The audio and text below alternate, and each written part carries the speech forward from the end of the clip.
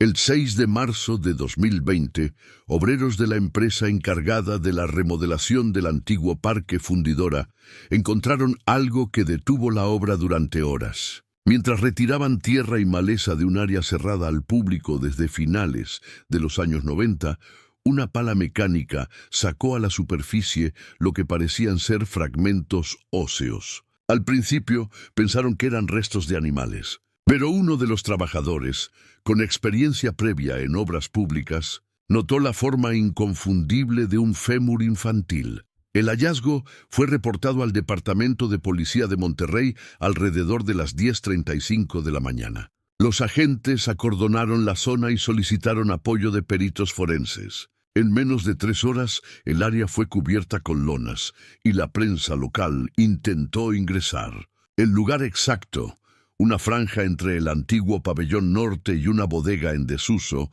había permanecido inaccesible desde 1998 por riesgo de derrumbe. Según los registros, ninguna búsqueda oficial se había realizado allí.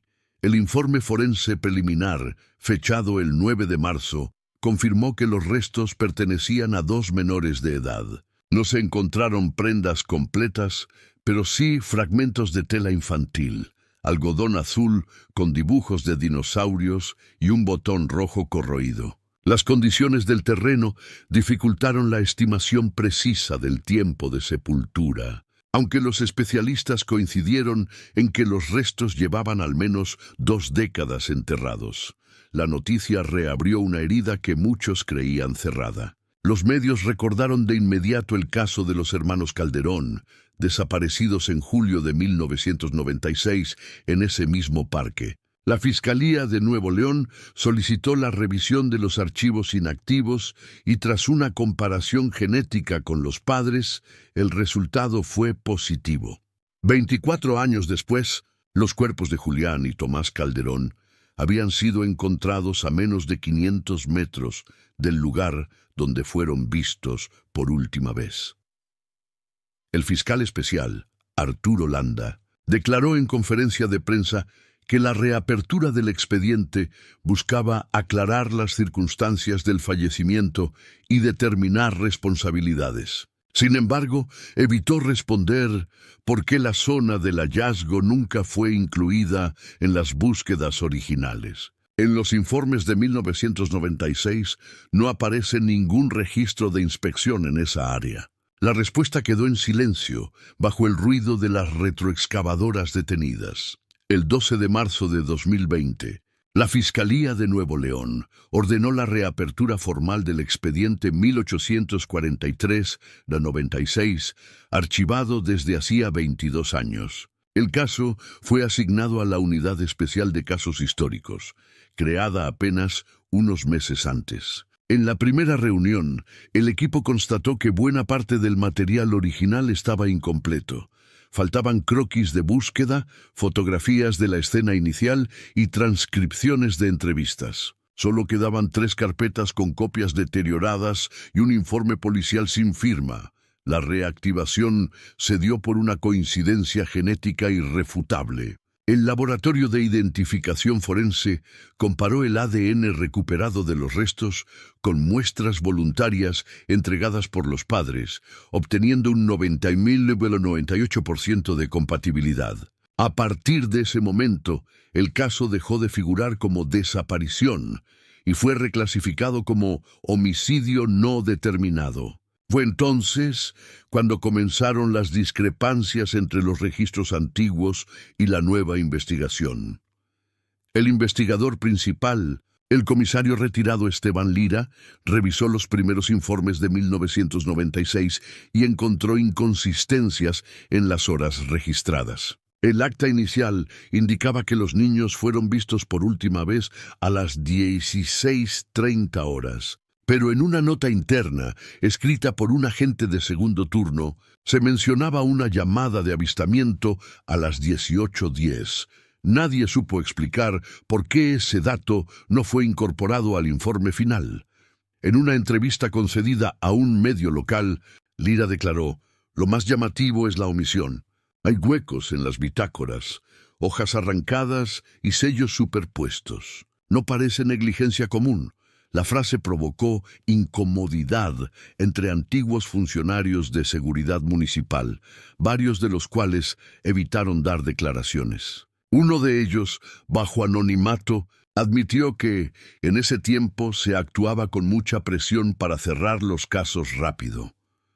Los nuevos peritos tomaron muestras del terreno y analizaron objetos encontrados junto a los restos.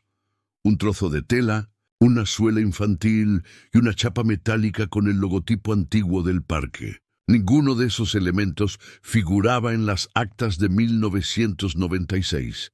La evidencia indicaba que la escena del crimen, en su momento, nunca fue procesada correctamente. Con esos hallazgos, la investigación se expandió. Ahora no solo se buscaba quién causó la muerte de los hermanos Calderón, sino también quién había permitido que el caso se olvidara durante casi un cuarto de siglo. Julián Calderón, de 7 años, y su hermano Tomás, de 4, vivían con sus padres en una casa modesta de la colonia Vidriera, a menos de 2 kilómetros del Parque Fundidora. Su padre, Ernesto, trabajaba en el turno nocturno de una fábrica de envases de vidrio. Su madre, Alicia, cosía uniformes escolares en casa. Los vecinos los recordaban como una familia reservada, de rutinas precisas: escuela por la mañana, comida a las 2, juegos en la calle, hasta que caía el sol. El 17 de julio de 1996, la temperatura superaba los 36 grados. Según la versión de la madre, los niños salieron poco después de las 4 de la tarde para jugar con una pelota roja. Prometieron no alejarse del parque, como solían hacer. Eran conocidos por aventurarse hacia los límites del recinto abandonado, donde el terreno aún conservaba restos de maquinaria oxidada y canales secos. Ese día, ninguno regresó. Los primeros reportes indican que Alicia Calderón dio aviso a la policía local a las 19:20, luego de recorrer sin éxito las calles cercanas. Su testimonio ante el Ministerio Público describe el momento con precisión. Salí al portón, llamé a Julián 3 veces. Solo se escuchaba el tren pasar por detrás del parque. Ernesto, al regresar de su turno, participó en la búsqueda nocturna junto con vecinos y 2 agentes. No encontraron rastros. Los periódicos del día siguiente publicaron la noticia bajo el encabezado «Desaparecen 2 hermanos en zona industrial». Las notas se basaban en rumores, algunos asegurando que los niños fueron vistos subiendo a una camioneta blanca, otros que se internaron por error en una bodega clausurada. Ninguna versión fue confirmada. El expediente judicial posterior muestra que no hubo cámaras ni vigilancia en el perímetro del parque. En la escuela primaria Lázaro Cárdenas, donde estudiaba Julián, las maestras recordaron su cuaderno con dibujos de trenes y un retrato de su hermano menor. Años después, esa libreta sería entregada como muestra caligráfica durante las pruebas de identificación. Cada trazo infantil, entonces, adquirió un peso distinto, el de un testimonio silencioso de una tarde que nadie supo reconstruir por completo. En 1996, el Parque Fundidora de Monterrey era un espacio ambiguo, parte patrimonio industrial, parte terreno olvidado. Tras el cierre definitivo de la siderúrgica en 1986, las autoridades prometieron convertir el sitio en un centro cultural, pero los proyectos quedaron a medias. Lo que alguna vez fueron pabellones de exhibición se transformó en galpones vacíos y los antiguos canales de enfriamiento en zanjas cubiertas de maleza. Para los vecinos, el lugar era peligroso pero tentador, vasto, silencioso, abierto. El acceso no tenía control. Solo un guardia por turno, contratado por una empresa privada, vigilaba los portones principales. Los registros de 1996 muestran que al menos 3 de las entradas laterales permanecían rotas o sin candado. Dentro del parque, chatarra, vidrios rotos y piezas oxidadas se acumulaban entre la maleza. En los informes policiales de esa época se menciona la presencia frecuente de indigentes y recolectores de metal, además de grupos de adolescentes que usaban el sitio para beber o patinar.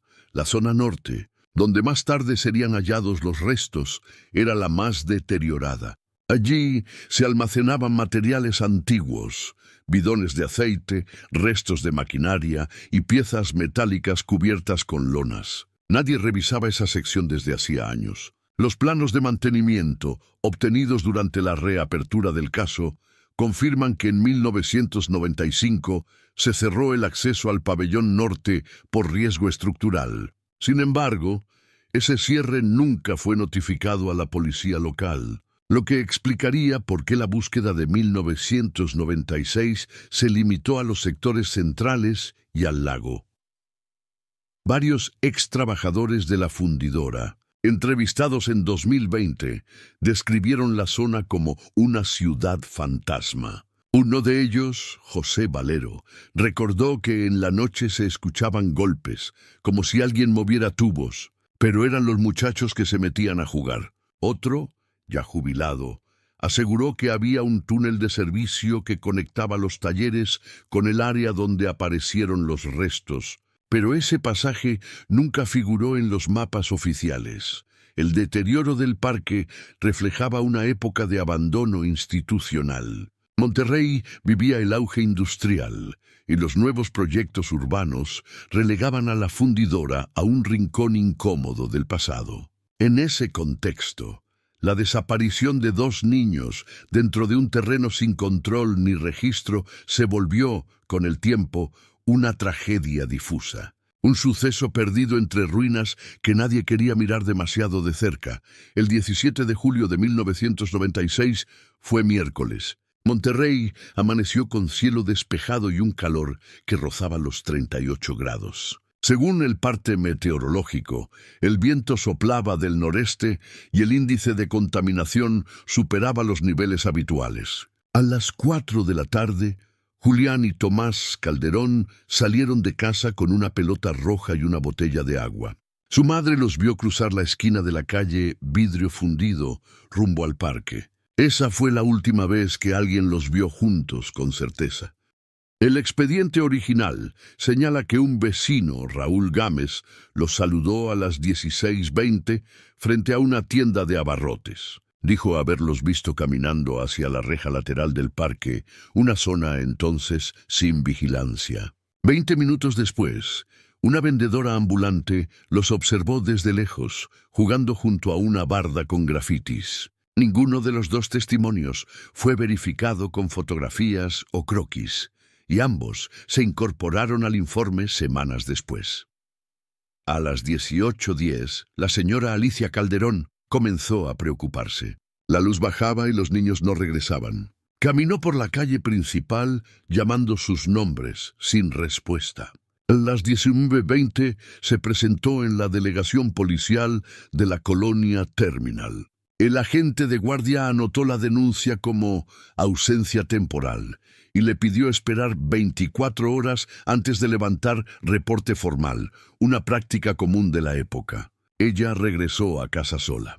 Esa noche el padre organizó una búsqueda improvisada con vecinos. Portaban linternas y palos. Entraron al parque por la reja rota del costado norte, gritando los nombres de los niños. Encontraron huellas pequeñas junto al canal seco, pero el terreno era confuso.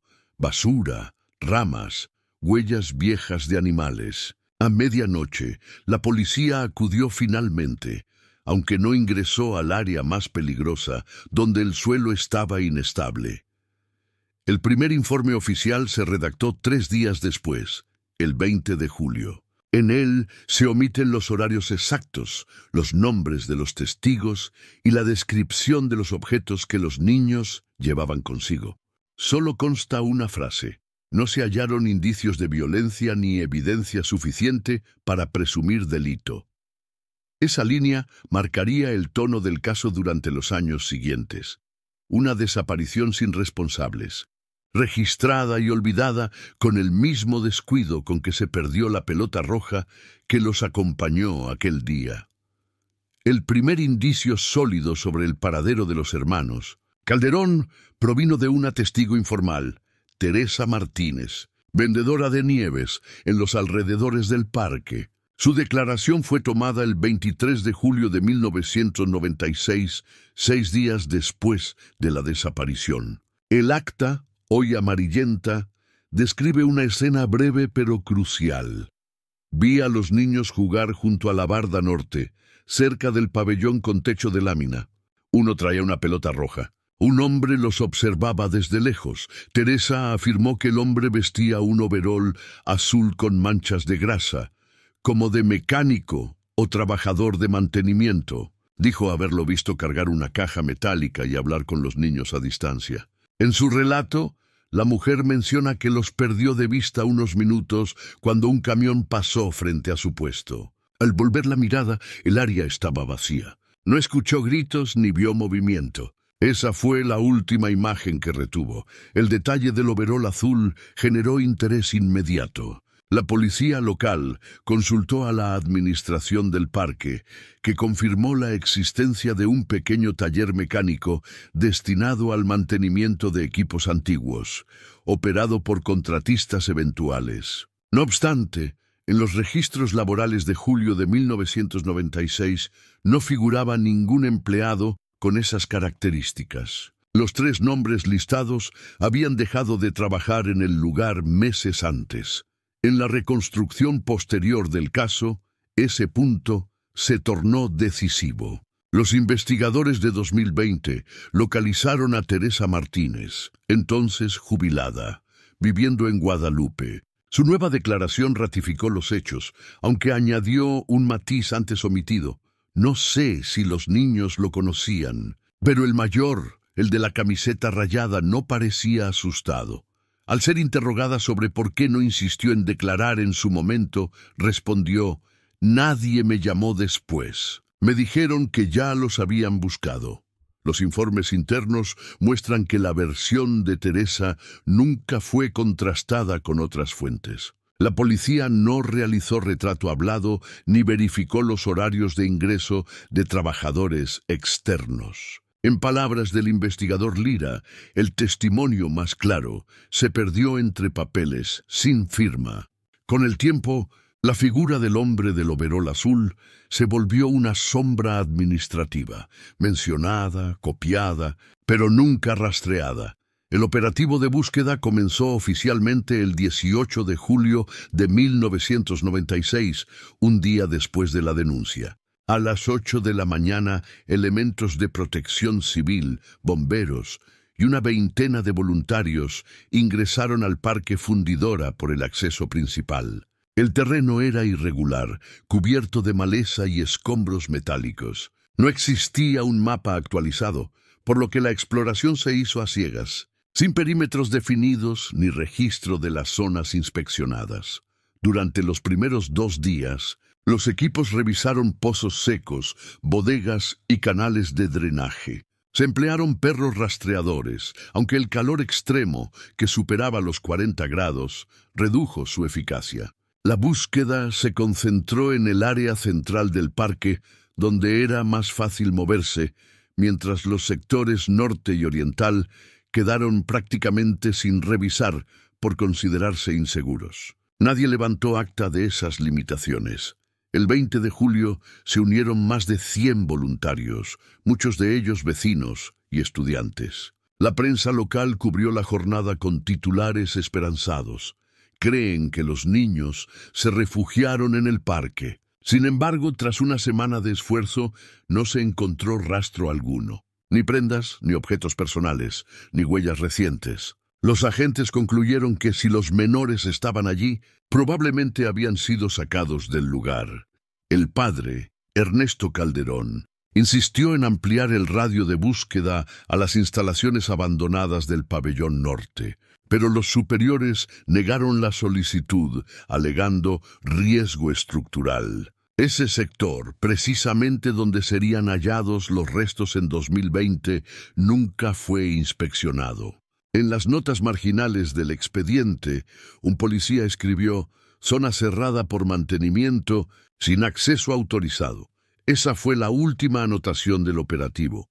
El 27 de julio, la búsqueda se suspendió oficialmente. El jefe del grupo operativo declaró ante la prensa que todas las áreas viables han sido revisadas. Los padres regresaron a casa sin respuestas. Días después, algunos vecinos continuaron las búsquedas por su cuenta, con linternas y palas, sin respaldo policial. Nada apareció. El silencio que siguió marcó el inicio de una larga costumbre institucional: esperar que el tiempo, no la investigación, enterrara el caso. A finales de julio de 1996, el caso de los hermanos Calderón dominaba los noticieros locales. Los titulares hablaban de misterio en la fundidora, y las fotografías de Julián y Tomás, tomadas de retratos escolares, se imprimieron en carteles pegados por toda la ciudad. Los medios pedían respuestas rápidas. La policía, sin resultados, ofrecía versiones ambiguas. En cuestión de días, la cobertura pasó de la empatía inicial a la sospecha velada sobre la propia familia. El 1 de agosto, un canal de televisión transmitió una entrevista con un funcionario municipal que sugirió que los niños podrían haberse extraviado jugando y que, no sé, descartaba una fuga accidental hacia el río Santa Catarina. Aquella declaración, sin sustento, desvió la atención del parque y alimentó teorías infundadas. Mientras tanto, la madre se negó a hablar públicamente. Su silencio fue interpretado como frialdad. Los periódicos aprovecharon ese vacío para construir versiones contradictorias.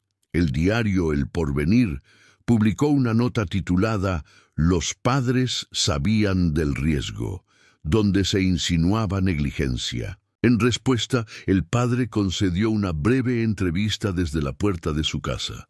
«Mis hijos no se perdieron. A mis hijos los desaparecieron». Esa frase fue reproducida en varios medios, generando polémica. Sin embargo, el tema empezó a perder espacio conforme otras noticias ocuparon la agenda: la huelga en la planta automotriz y los disturbios en el centro de la ciudad. Los informes de la Dirección de Seguridad Pública indican que, durante las 2 primeras semanas, se recibieron más de 30 llamadas anónimas con supuestos avistamientos.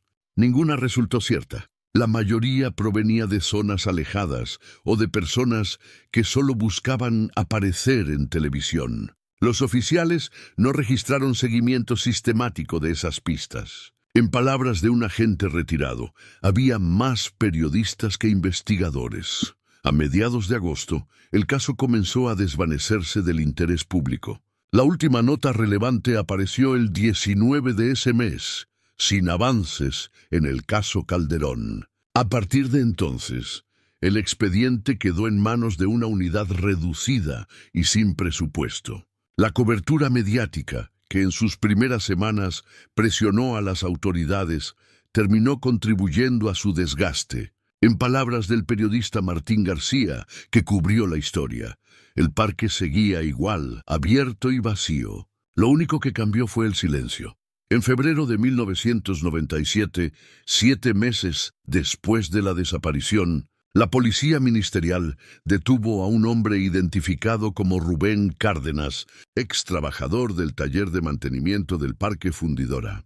Su nombre surgió de una denuncia anónima que lo vinculaba con la presencia de niños en la zona restringida, semanas antes del suceso. Cárdenas, de 34 años, había sido despedido meses atrás por conducta violenta y consumo de alcohol durante el horario laboral. En su declaración inicial, el sospechoso negó cualquier relación con el caso. Afirmó que abandonó el empleo en abril y que desde entonces trabajaba en un taller mecánico en San Nicolás. Sin embargo, varios testigos aseguraron haberlo visto en las inmediaciones del parque durante julio, recogiendo piezas metálicas y chatarra. Uno de ellos, un guardia de seguridad, lo describió con precisión. Llevaba un overol azul, igual al de los antiguos trabajadores.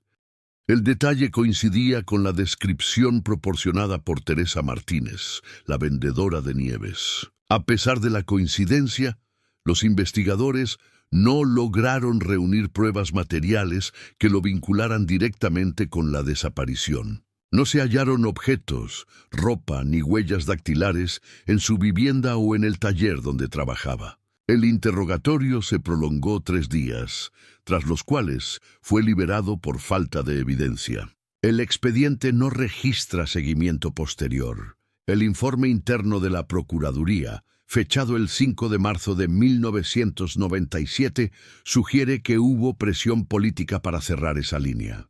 En una anotación marginal, un funcionario escribió: «No conviene insistir, el sujeto es conflictivo, pero sin antecedentes penales». La frase ambigua refleja el clima institucional de aquel momento. Resolver rápido, evitar titulares. Ninguna diligencia posterior buscó confirmar su coartada. 23 años después, cuando el caso fue reabierto, se intentó localizar a Rubén Cárdenas. Según registros oficiales, había fallecido en 2012 en un accidente automovilístico cerca de Linares. Su nombre reapareció en los documentos forenses de 2020 solo como referencia histórica, un eco de una pista mal seguida. La figura del hombre del overol azul, una vez más, se desvanecía entre papeles archivados y recuerdos inconsistentes.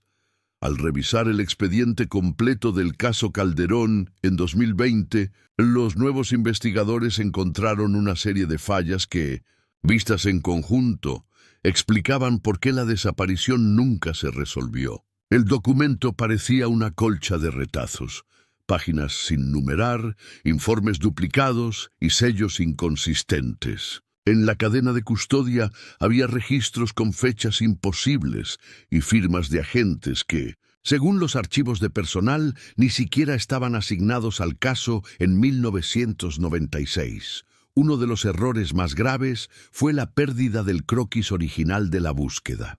En teoría, debía indicar las zonas inspeccionadas dentro del parque. Sin embargo, solo existía una copia en papel térmico, casi ilegible. El área donde se hallaron los restos en 2020 no aparecía marcada. Tampoco se conservaron fotografías de la escena, pese a que los reportes de la época mencionaban que se tomaron para documentación visual. Ningún negativo ni copia digital sobrevivió. El acta de entrevistas con testigos también mostraba irregularidades. Las declaraciones estaban transcritas sin fecha ni hora, muchas firmadas con iniciales. En un caso, el mismo agente registró 2 versiones diferentes de un testimonio con días de diferencia, ambas firmadas de manera distinta. El fiscal actual, Arturo Landa, calificó esos errores como una combinación de descuido y manipulación. En lenguaje más simple, nadie sabía exactamente qué se investigó y qué se omitió. El manejo de evidencias físicas fue aún más problemático. Según el inventario, la policía recolectó en 1996 una camiseta infantil, una pelota parcialmente desinflada y un zapato. Ninguno de esos objetos aparece hoy en los almacenes forenses. La cadena de custodia se interrumpe en 1998, cuando el caso fue archivado. Las actas de entrega y recepción se extraviaron. Todo se manejó como un extravío temporal, no como un crimen, resumió el perito Lira. Esa negligencia técnica tuvo consecuencias irreversibles. Las omisiones borraron pistas y las contradicciones alimentaron sospechas. No se trataba solo de ineficiencia.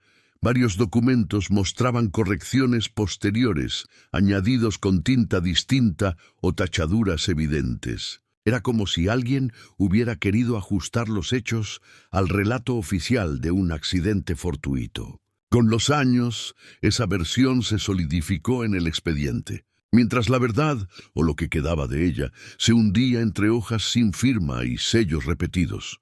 Tras meses de búsqueda infructuosa y la falta de avances concretos, Ernesto y Alicia Calderón se retiraron por completo de la vida pública. En octubre de 1997, vendieron su casa en la colonia Vidriera y se mudaron a Saltillo, Coahuila.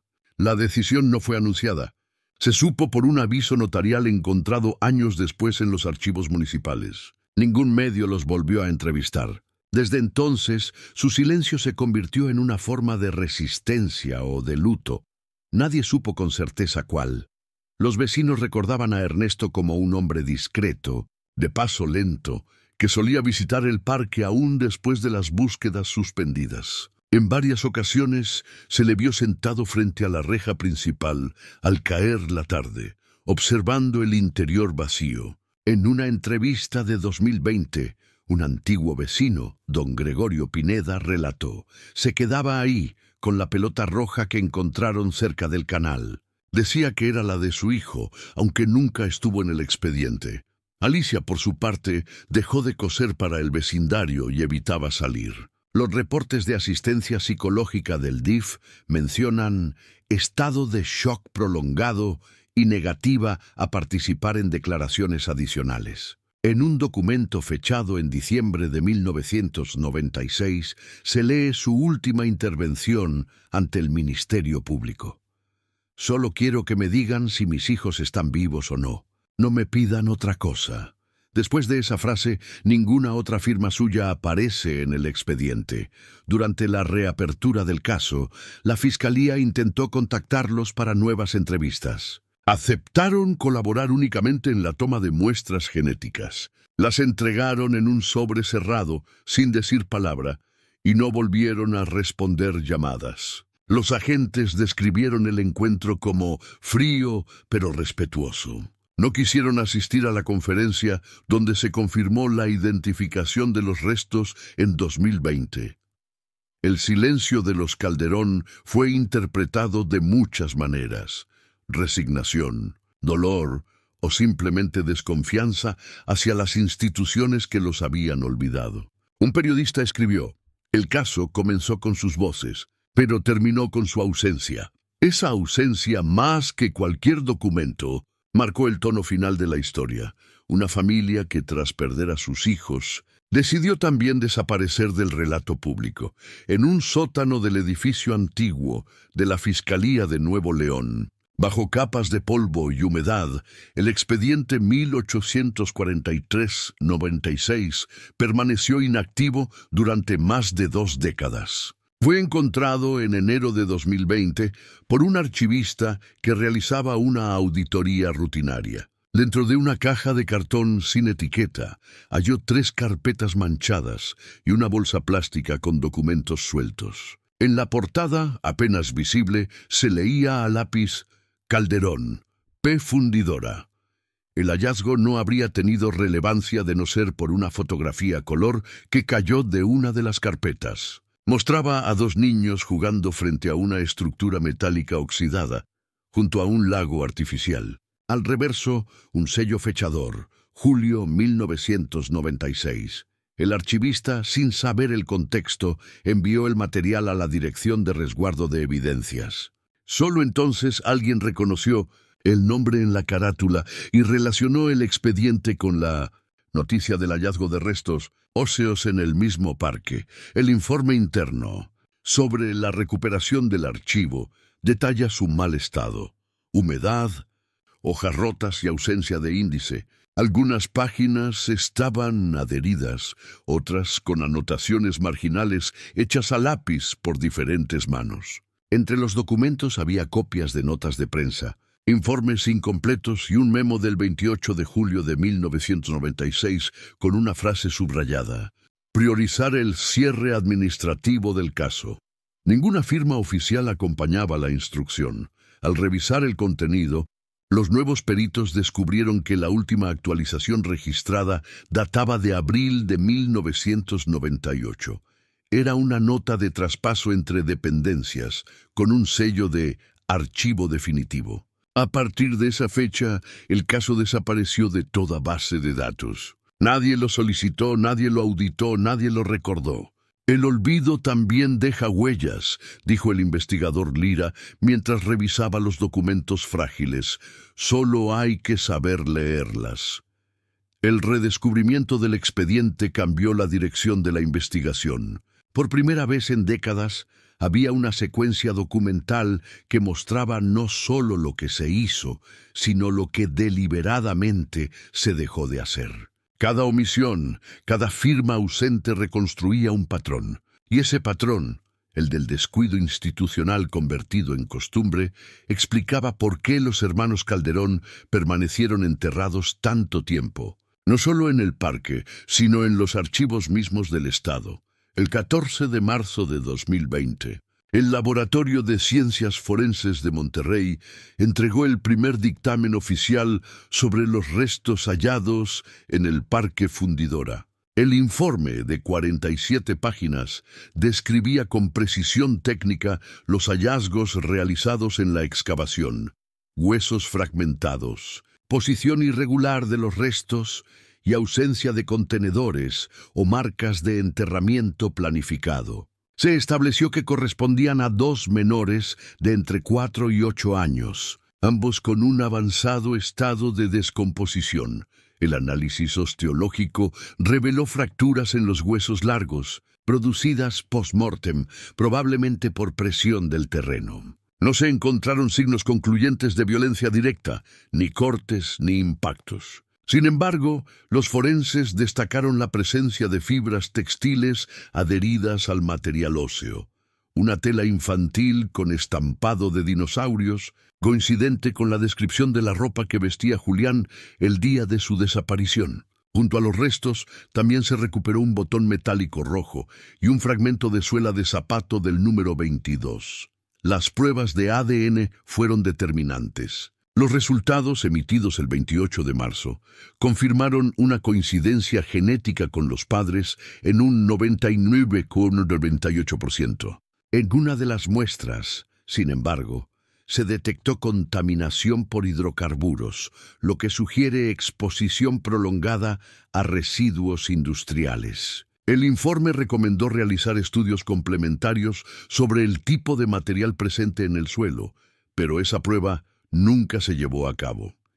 El punto más controvertido del dictamen fue la estimación temporal de la muerte. Según el análisis del colágeno, los restos llevaban entre 22 y 24 años en el lugar, lo que coincidía con el periodo de la desaparición. Pero un detalle desconcertante surgió. Algunos fragmentos mostraban rastros de intervención posterior, como movimientos del terreno ocurridos tiempo después del entierro inicial. Los peritos no pudieron determinar si se trataba de excavaciones de mantenimiento o de intentos de ocultamiento. El fiscal Landa declaró ante la prensa que no hay evidencia suficiente para afirmar la causa exacta del fallecimiento. Aún así, el tono de su voz sugería más duda que certeza. Los medios titularon al día siguiente "El crimen sin marca". Lo cierto era que, tras 24 años, los huesos hablaban, pero lo que decían no coincidía del todo con lo que la investigación oficial estaba dispuesta a escuchar. Entre los objetos recuperados junto a los restos, la policía forense encontró una fotografía instantánea parcialmente dañada por la humedad. Era una Polaroid enmarcada en blanco, con manchas verdosas en los bordes. Mostraba a 2 niños frente a una estructura metálica del Parque Fundidora, probablemente tomada durante la tarde de su desaparición. A pesar del deterioro, se distinguían los rostros. El mayor sostenía una pelota roja, el menor sonreía, mirando fuera del encuadre.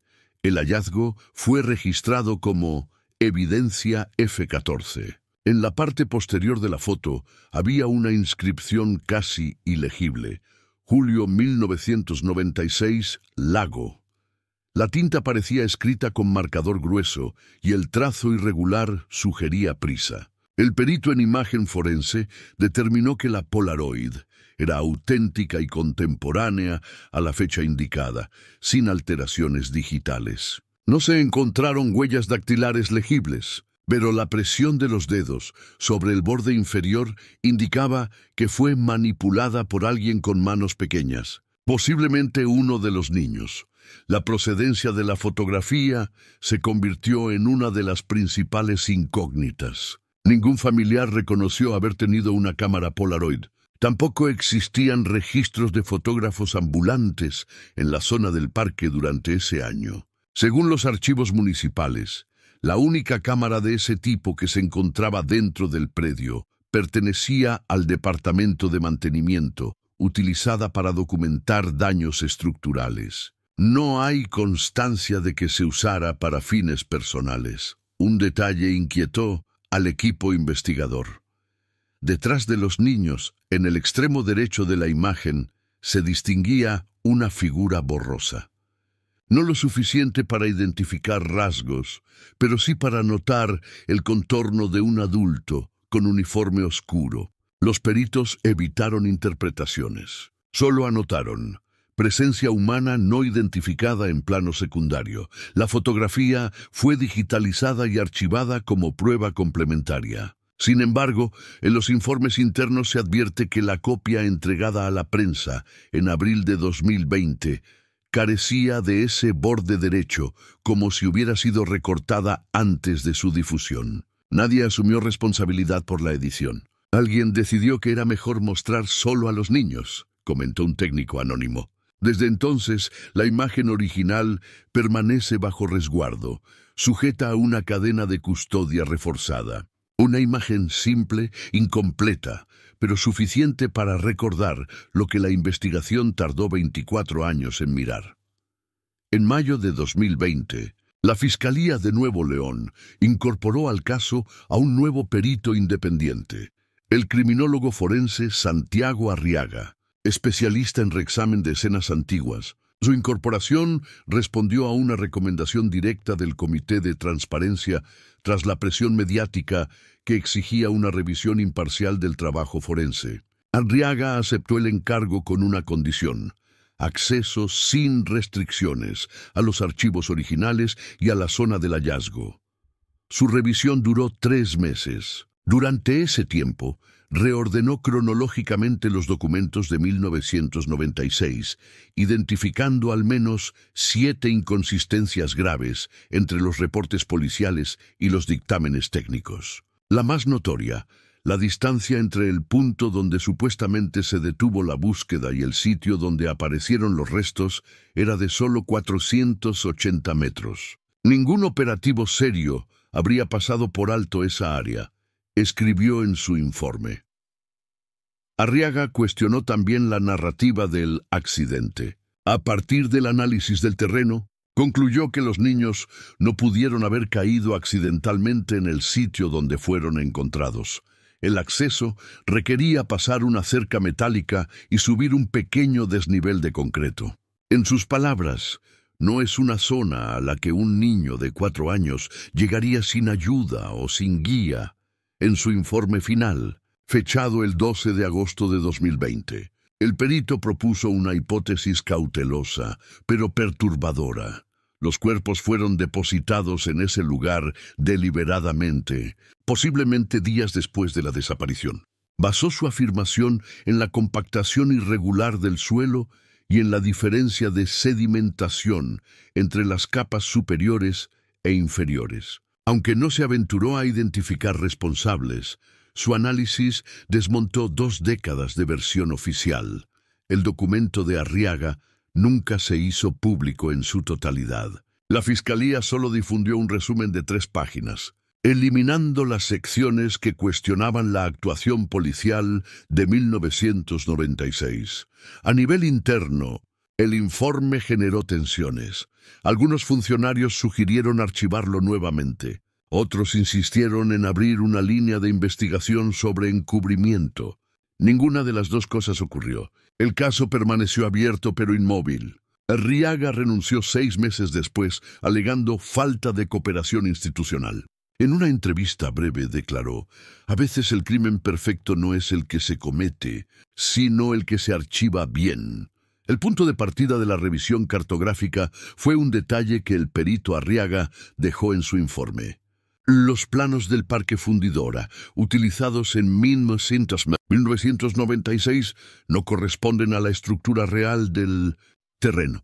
Esa observación llevó al equipo de 2021 a solicitar al Archivo Municipal los planos originales de la zona industrial clausurada en 1986. La comparación reveló algo desconcertante.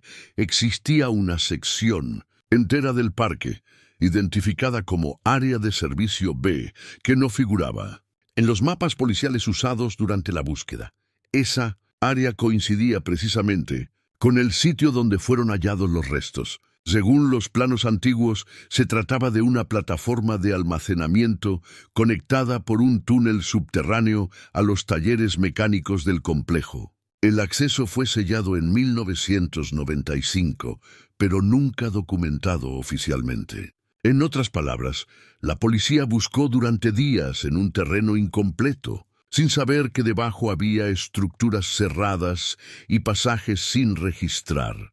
Los documentos municipales muestran que el cierre del túnel fue realizado por una empresa subcontratada, Induma S.A., dedicada al reciclaje industrial. No existen registros de inspección ni planos de obra. Cuando se intentó contactar a la empresa en 2021, ya no existía. Fue disuelta en 1999. Ninguno de sus antiguos administradores apareció en bases de datos comerciales. Los nuevos técnicos realizaron una exploración con radar de penetración terrestre en la zona. Detectaron cavidades y restos de muros bajo el suelo, confirmando la existencia del túnel. El informe, sin embargo, no logró determinar si los cuerpos fueron colocados allí antes o después del sellado. Lo que sí quedó claro es que esa sección jamás fue revisada en 1996. Ni siquiera mencionada en los reportes diarios de búsqueda. En un documento interno, el fiscal Landa anotó una frase breve al margen del plano comparativo. Búsqueda dirigida con mapa incompleto. Ningún comentario adicional. Con esa nota, se consolidaba una sospecha que ya recorría los pasillos de la fiscalía. Alguien, desde dentro, había delimitado las zonas de inspección con conocimiento de lo que quedaba fuera. La omisión, más que un error, parecía una decisión. En marzo de 2021, un reportero local logró ubicar a un antiguo guardia del Parque Fundidora, Héctor Tamés, de 72 años, quien había trabajado en la seguridad del recinto entre 1994 y 1997. Vivía en un pequeño poblado de García, Nuevo León, y accedió a hablar off the record, bajo la condición de no ser grabado. Su testimonio, recogido en una libreta por el periodista, fue entregado después a la fiscalía como declaración informal. Tamés recordó el día de la desaparición con claridad. Dijo que el 17 de julio de 1996 le correspondía el turno de la tarde, vigilando el portón norte. A las 5:30 observó a dos niños cruzando hacia el interior por una abertura en la malla. Llevaban una pelota roja, uno con camisa rayada. Pensé que eran hijos de los trabajadores, porque nadie entraba ahí sin permiso. Agregó que, poco después, vio un vehículo blanco estacionarse brevemente cerca del pabellón. Una camioneta sin logotipos, de esas viejas, con toldo. El guardia explicó que intentó reportar el incidente al supervisor, pero la radio de comunicación no funcionaba. Minutos más tarde, el vehículo se retiró. Esa noche, al llegar su relevo, comentó lo ocurrido. Me dijeron que no metiera problemas, que seguro los niños ya habían salido. Cuando se enteró de la desaparición en las noticias al día siguiente, insistió en dejar constancia del hecho, pero, según su relato, un mando superior le ordenó callar. No pongas eso, Héctor. El parque no necesita más escándalos. Su nombre no aparece en ningún informe oficial del expediente de 1996. En la lista de guardias que declararon, el turno de Tamés figura como cubierto por otra persona. Al ser confrontado con esa información, solo respondió: cambiaron las hojas. Yo estuve ahí. Su versión coincide parcialmente con la descripción del vehículo mencionada por un testigo anónimo en los primeros días de la búsqueda, dato que fue descartado por falta de corroboración. El testimonio de Tamés fue incorporado tardíamente al caso, pero no reabrió ninguna línea formal de investigación. La Fiscalía lo clasificó como fuente de valor histórico no verificable. Sin embargo, en las notas personales del investigador Lira se lee una observación subrayada. primera referencia directa a movimiento de vehículo dentro del parque. En un caso marcado por omisiones, esa simple frase, un guardia que quiso hablar y a quien nadie escuchó, añadió una capa más de silencio institucional. Durante la revisión integral del caso en 2022, el equipo técnico de la Unidad de Casos Históricos detectó que parte del archivo digitalizado del expediente 1843-96 había desaparecido. No se trataba de simples copias escaneadas, faltaban archivos originales con sellos y firmas que formaban la base legal del proceso. El hallazgo se hizo al comparar los índices del inventario físico con los registros informáticos de la Fiscalía. En total, 36 documentos estaban ausentes. Entre ellos, las fotografías, tomadas durante la búsqueda inicial, y las actas de declaración de dos testigos claves. La auditoría interna determinó que los archivos digitales fueron eliminados entre 2009 y 2011, durante una migración de sistema. El responsable del proceso, un analista técnico ya retirado, aseguró que no hubo borrado intencional y que los documentos simplemente no se copiaron correctamente. Pero los metadatos de respaldo mostraban algo distinto: acceso manual a la carpeta y eliminación selectiva, realizada con permisos administrativos. Entre los documentos perdidos se encontraba un memorando firmado por el entonces jefe de operaciones, fechado el 21 de julio de 1996, en el que se ordenaba suspender la búsqueda en la zona norte del parque. Ese memorando, citado en informes posteriores, nunca pudo recuperarse. También desapareció un listado de empleados subcontratados de Induma S.A., la misma empresa vinculada al cierre del túnel industrial.